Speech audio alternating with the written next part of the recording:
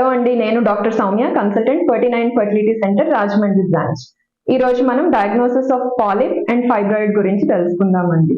Basic ఏంటంటే first 3D ultrasonography with colour Doppler అండి. ఇందులో మనకేంటి క్యావిటీ ఎలా ఉంది, మయోమెట్రియం ఎలా ఉంది, సిరోసా ఎలా ఉంది, ట్యూబ్స్, ఓవరీస్ అన్ని మనకి కనిపిస్తాయి 3D అల్ట్రాసోనోగ్రఫీలో.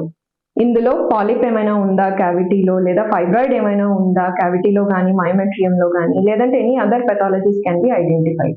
ముఖ్యంగా పాలిప్ ఆర్ ఫైబ్రాయిడ్ గురించి మాట్లాడుకుంటున్నాం కాబట్టి, ఒకవేళ పాలిప్ కనుక ఏమైనా ఉన్నట్లయితే దాని సైజ్ ఎంత ఉంది, పొజిషన్ ఎక్కడ ఉంది అన్నది మనకి 3D సోనోగ్రఫీలోనే చాలా క్లియర్గా తెలుస్తుందండి. Next coming to sonosalpingography. ఇది ఇంకొక మెథడ్ అండి మనకి పాలిప్ ఆర్ ఫైబ్రాయిడ్ ని డయాగ్నోస్ చేయడానికి. ఇందులో ఏంటంటే సెలైన్ పంపిస్తాము, కింద నుంచి సెలైన్ పంపించి అల్ట్రాసౌండ్ ద్వారా మనం చూస్తాము ఎక్కడ కనుక ఏమైనా పాలిప్ కానీ ఫైబ్రాయిడ్ కానీ ఉన్నట్లయితే again site as well as site and size అన్నది మనకి తెలుస్తుంది. మనం సోనోగ్రఫీ అసిస్టెడ్ చేస్తున్నాం కాబట్టి saline infusion. Next coming to hysterosalpingography. ఇందులో ఏంటంటే కాంట్రాస్ట్ యూజ్ చేస్తామండి. కింద నుంచి సెలైన్ బదులుగా కాంట్రాస్ట్ ని పంపించి ఎక్స్రే ఫిల్మ్ అనేది తీసుకుంటాం. ఇందులో కూడాను మనం క్యావిటీ ఎలా ఉంది అన్నది తెలుస్తుంది.